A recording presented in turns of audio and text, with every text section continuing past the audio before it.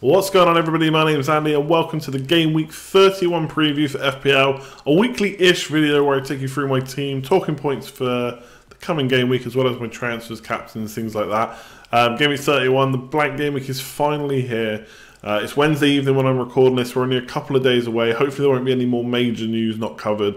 If there is, we've got another stream coming tomorrow night, so tune in from that. 9:30 PM on Thursday. Otherwise, let's just jump straight into it. We'll go through the points for this week and then I'll take you through my team. So these are the points and the kind of team that I've got this week. I did a Game Week 31 Q&A earlier in the week, so I don't want to try and duplicate too many of the points from that video in this one, so hopefully we've got some slightly different stuff. I asked some questions on Twitter and we'll go through them. So just a quick recap on last week, Game Week 30. I scored 55, which is the same as I scored the previous week, but I did take a 4-point hit this week, so 51 total. But that was enough to increase my rank by 15k. For those of you that have been following the videos and Twitter and stuff, you know that I had Baines and Pickford. They got clean sheets, had Mahrez as well. So that kind of did the business for me. So in a really poor game week, I managed to come out with a pretty good green arrow. So I really just want to build on 55k from here. This really is the business end of the season now, starting with a blank game week. So let's see how we can kick on from there.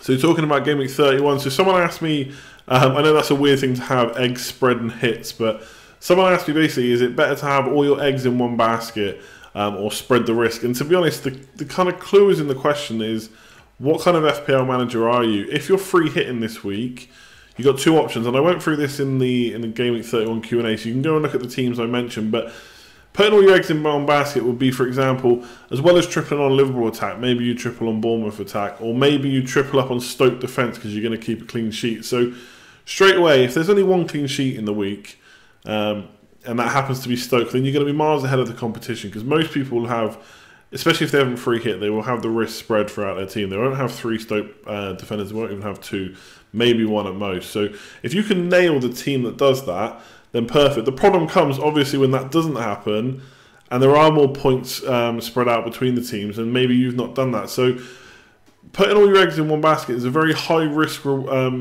strategy, but it can be very rewarding. So it would depend on the type of manager you are. For me, if I was free hitting, I would probably go more balanced. I don't think I'd go triple Bournemouth, triple Huddersfield, triple Stoke defence and stuff like that. I'd spread the risk a bit more. I might double up here and there. I might have Stanislas and Wilson, for example, from Bournemouth, but I don't know if I'd have King and a defender as well.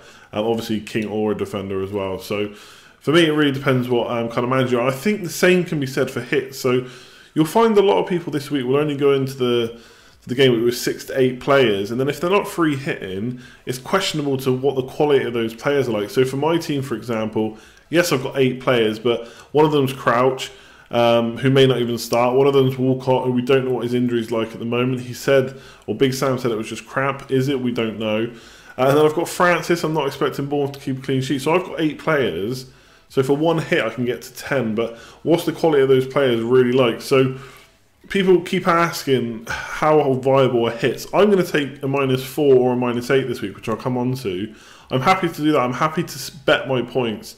I can hopefully hit a player that will get me an increase in rank. So I'm going to bring in Mane maybe, and hopefully that hit will be fine because he'll get me the points. And then hopefully if I go for a striker as well, and for Kane, for example, hopefully they'll recoup me some points. But obviously it's a risky strategy because there's only so many matches being played this week.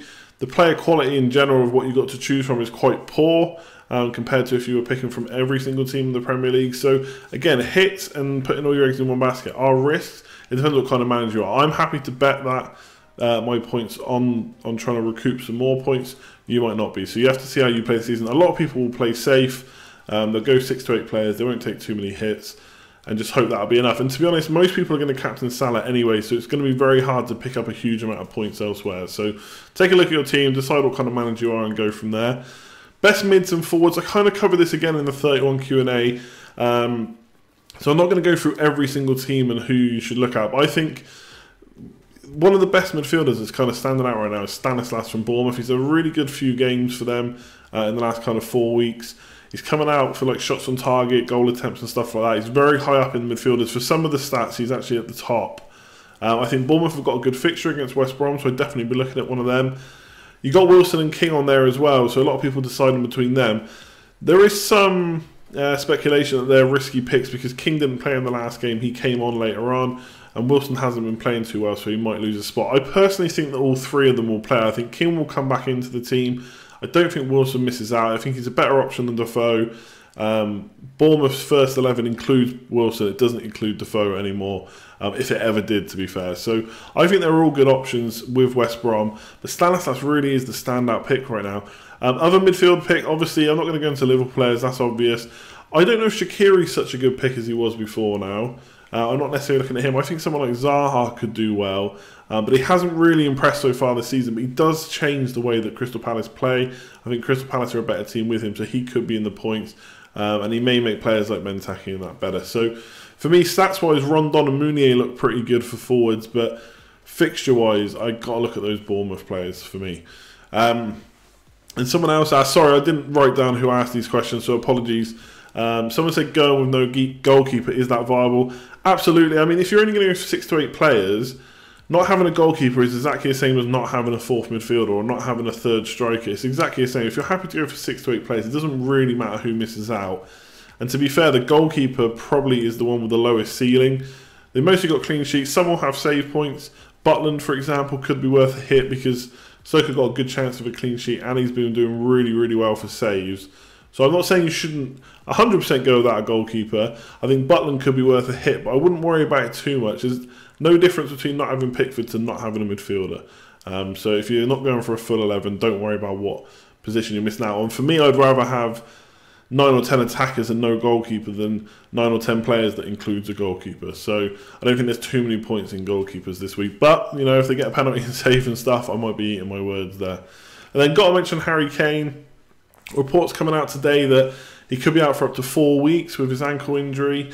That would actually bring him back into contention for game week 34, which is going to make things really interesting because he's going to miss this week anyway. He was going to blank. 32, I think he's had Chelsea away, and then I can't remember what game week 33 fixture was, but he's only likely to miss now 2 fixtures for Spurs because obviously he was going to blank this week anyway, in the Premier League that is. So then he comes back for game week 34, and I think Harry Kane, if he has a double game week, you want him in your team. So if he's going to be back for that, we've got a few things to take into consideration now. Will he jump straight back into the team? He probably will.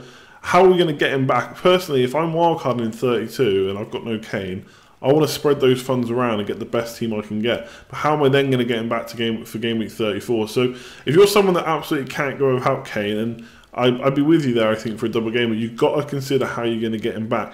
Now, obviously, he could, his injury could get worse. It's not likely to get worse, but maybe how quickly he comes back, gets put back. Maybe it's then 5 or 6 weeks. We don't know yet. Maybe he comes back for that double game week, but only plays 1 game. That's going to be a crucial decision. I don't think you need to put too much thought into it right now, but as you wildcard and when you start making your transfers, you're going to have to think about it. Personally, I was going to get rid of Kane anyway this week. I think there's not many good reasons to keep him. If he's missing 3 game weeks, he's worth a hell of a lot of money. Most of us probably aren't going to lose too much money. He dropped last night already. I don't think people got him in too early, so you're probably going to lose 0.1, 0.2 million, if that, and he could continue to drop in price. So for me, Kane is a sell, but you've got to start already thinking about when you're going to get him back and how you're going to get him back. So that's kind of the points there. I wanted to go through them pretty quick, because I know some of them are overlapping with stuff we've already talked about this week. And I want to try and keep this video as short as possible because I know people don't always like the longer ones. I tend to rabble on like I'm doing right now, so we'll stop that there. That's the points. As always, any questions you've got about anything I might have missed, put them in the comments below. Let me know what your opinion is. If you think I'm talking rubbish about any of this stuff, I would love to hear it. On to my team really quickly. Captain is Salah. I'm not even going to discuss why that is. I think if any week you don't need to read captain articles and captain videos, who to captain, it's this week. It's Salah. If you want to go someone else, that's up to you. There's a risk there involved. But Salah's the #1 by an absolute mile, I think, this week. Otherwise, my team, I've got 8 players, like I said. Crouch and Walcott, potentially not going to play. My current plan is to sell Kane and Eriksen and get a striker and Mane. So that bring me up to the 3 Liverpool players. It will give me 10 players total if everyone gets on the pitch. And then the striker, I really want Rondon, but not for very good reasons. I just think his stats are pretty good and no one's really going for him, so I kind of want to go for him, and I don't think Bournemouth will keep a clean sheet. The problem is it's West Brom and they've been rubbish for most of the season, and they look like they're already relegated at this point. Now, they can still get out of that. It depends how much fight they've got in them. I don't know how much faith they have in Pardew, whether they're going to be playing for the manager, for the club. I don't know, it's a risky one. So I'm probably looking at Wilson. Because like I said, I think he keeps his place. He's the striker. I know he's not in form, but hopefully he'll do really well. But that will bring me up to 10 players. Now I'll probably take a hit then, a second hit, so that will be a -8 to get a defender. And I'm probably looking at Van Aanholt. But there's a small part of me that wants to get a Liverpool defender, even though I've basically saved this transfer to go for Mane. Because then that would leave me up to getting Stanislas, who I think is in such good form right now. So to put it in too long didn't read or too long don't want to listen, probably going to go for an 8-point hit. It'll be Eriksen, Kane, and then a defender out. Probably Alonso, because I won't lose any money on him. I can just get him back on wildcard if I want him. That's another discussion point for next week because he's so much money, and money's going to be tight on this wildcard. Do we keep Alonso or not? But we'll come to that next week. So yeah, Alonso, Eriksen, and Kane out for either Wilson, Mane and PVA, Van Aanholt, or Van Dijk, Stanislas. So that would cover my third Liverpool player and let me get Stanislas. And then a striker, and I would probably still go for Wilson then, I think. Meunier, I've already got Pritchard. I'm not sure how many goals Huddersfield will score. And Rondon, like I say, is I don't know. I don't think I can go there. So Wilson's probably going to be the striker whether I get Stanislas or not. I don't think double Bournemouth attack is a problem this week when they're playing West Brom. So that's a -8 for me. Like I've said already, hits aren't for everyone. I don't think it's necessary to go for a full 11 this week. I'm basically chasing points and hoping for a green arrow that the players I bring in will really do the business for me. They may not. I may just go a -4 Wilson and Mane in and not get the 11th player, which will be the defender. So as always, I'll talk about that on stream. I'll tweet out that my final decision before the deadline. I'm pretty sure it'll be a -8 because I just like the thought of being able to get that 11 players now from -8. I took a -16 last year, which netted me a really good game week rank, but most of the players I bought in, it didn't pay off. I got that good game week rank because Lukaku was my captain. He got 12 points, which became 24. And Josh King I bought in, he got 18 points. It seems very unlikely that I'm going to bring in a player this week that will do that. So I'll leave it there. That's my thoughts, captains, transfers, the points for this week. Let me know what you think. Have you got any questions, opinions on what I've said? How well are you set up for Game Week 31? Be good to know. I'll leave it there. Like I say, stream tomorrow, 9:30 PM UK time, Thursday. I'll answer all your questions as we go through the stream. Otherwise, give this video a like if you enjoyed it, comment, subscribe, all that good stuff, and I'll catch you next time. Cheers all.